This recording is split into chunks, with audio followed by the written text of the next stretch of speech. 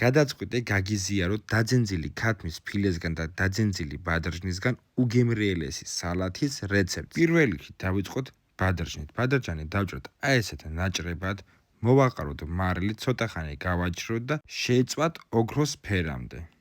სანამ ბადრჟანი გაცივდება, დავჭრათ ბულგარული, წითელი, ყვითელი, მწვანე ნებისმიერი, დავჭრათ წვრილად ქინძი, გავხეხოთ ნიორი.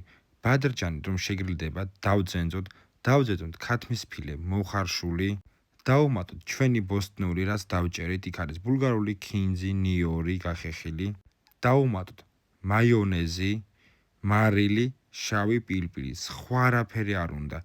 კარგად მოურიოთ, ცოტა ხანი სალათი დავასვენოთ და უგემრიელესი ბადრჟნის ქათმის ფილეს დაძენძილი სალათი მზად არის. გამოიწერეთ არხი, დაალაიქეთ ვიდეო, იმასაც გეტყვით რომ აუცილებლად მოამზადეთ. დარწმუნებული ვარ თქვენც მოგეწონებათ.